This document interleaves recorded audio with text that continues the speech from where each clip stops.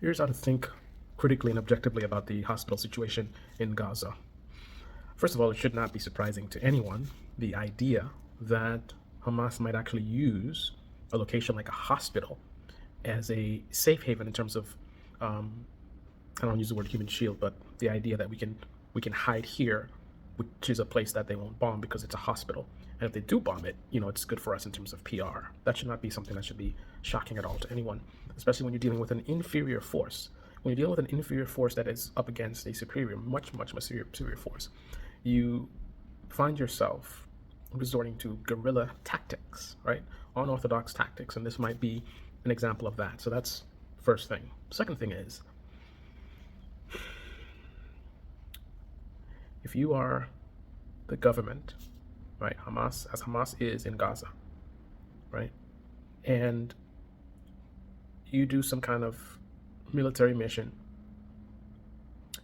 terrorist attack, whatever you want to call it, and your troops get injured, what do you do? What do you do with injured people? What action do you take?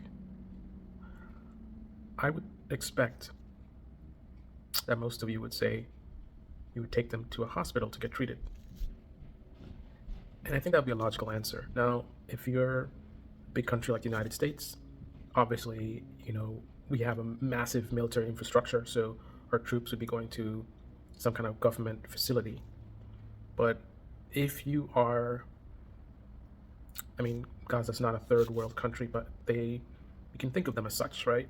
So I wouldn't expect them to have, big, military facilities with their own hospitals and all this kind of stuff. So that would mean I wouldn't be shocked if there is evidence found or presented of Hamas going to hospitals after the attack on January 7th. I wouldn't look at that as like, oh my goodness, this is validation of what the IDF is saying, blah, blah, blah. No. Unless they want their people to die, they're going to take them to the hospital to get treated. So seeing evidence of that should be expected, should not be something of like, aha. Additionally, I would expect the same thing of the hostages. The purpose of hostages is to keep them alive for some kind of benefit in terms of, negotiating or bargaining. A dead hostage has no value. So if you go and you kidnap all these people, and you have elderly and people who may have medical conditions, and you want to keep them alive, again, where do you go to treat people? Where do you go to get medical care? I think you know the answer, right?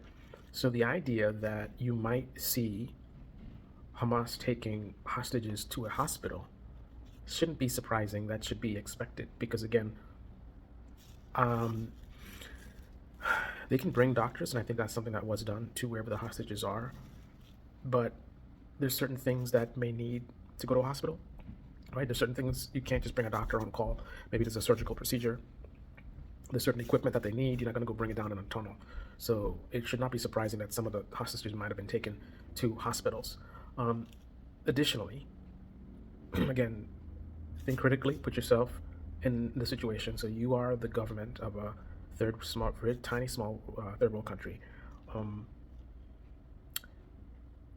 In a wartime situation,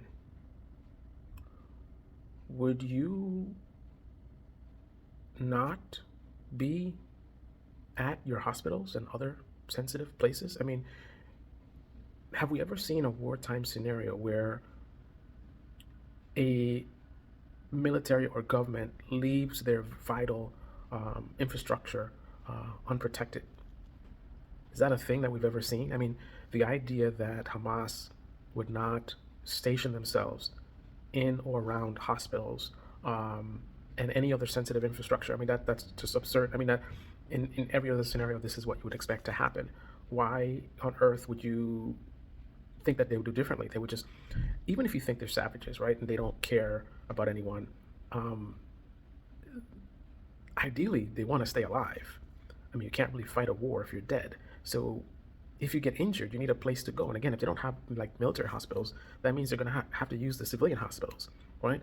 So even if it's a selfish thing, you want to think they don't care about the civilians, fine. I don't know anything about these people. If I found out that they don't care about civilians at all, that would not be something I'd be like, oh my goodness, I wouldn't be necessarily shocked. That's not something that's unfamiliar to me in terms of humanity. But if you think that way, then recognize that there's a selfish reason for them to keep their hospitals safe, and that is for their own self-preservation. If they allow their hospitals to be destroyed or shut down, that is a threat to themselves, right? So it doesn't require any concern at all whatsoever for civilians. So I would expect that there are Hamas located in or around hospitals and any other sensitive infrastructure. This is what government does. Imagine if America was under attack. You don't think military would be in our hospitals? Really? I mean, you'll find military in hospitals just in an emergency situation. If there's some kind of a catastrophe, a tsunami hits or something like that, and things are chaotic. I mean, the idea of seeing National Guard around a hospital, in a hospital, to protect the workers and to assist or whatever it is, right? I mean, that is normal practice. So, with all that being said, I think that we need to focus on the claims being made and compared to the evidence, right? So the claim was that there's a major headquarters or whatever it is of Hamas under the hospital. So I think that is the only thing that we should be looking for.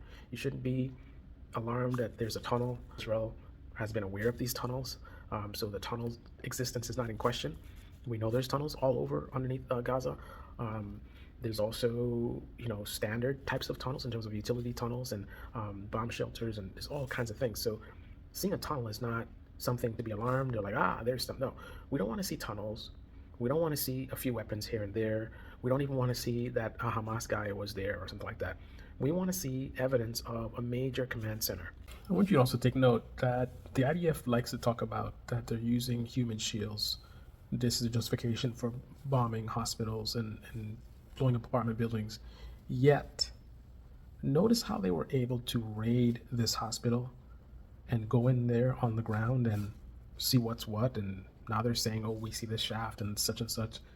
So why couldn't they have done that to all the other major civilian structures that they bombed? They did with this hospital in the end exactly what I had been saying that they should be doing all along, right?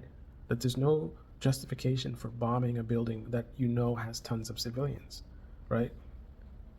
The theoretical reason why they wouldn't do it is because of the danger. But they seem perfectly fine, right? I haven't heard any major casualties from the IDF. They seem like they were able to go in there and get it done. So why couldn't they do the same thing for the other buildings? Why again are thousands of civilians killed? Right?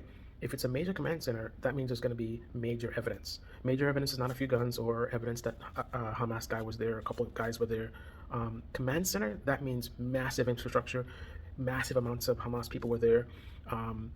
There should be a lot of stuff in the fog of war left behind if that's the idea that they evacuated. So we don't want to see videos of people going to the hospital or Hamas going there or anything that would be normal. We don't want to see normal stuff that a critical thinker would expect to see. We want to see something that defies the norm.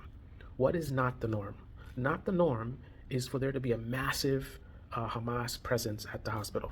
That's what the norm would not be. Even in a scenario where we send military to defend the hospital, I can't see a scenario where there'd be a massive military presence, right? So if there's a major tsunami, we could deploy National Guard to the hospital. If they evacuate for some reason, you might see some of their equipment left behind and stuff like that. That would not be surprising. But the idea of going to a hospital and seeing evidence that there were hundreds or even thousands of military there, that would be shocking unless the military repurposed the hospital, like it's alien invasion or something, and they end up repurposing the hospital for the troops or something like that. I don't know what condition that would happen, because what about the civilians being there? But otherwise, I wouldn't expect to see a massive military presence at a hospital unless it's a military hospital, right? So that's the only thing we should be looking out for. So those are my thoughts.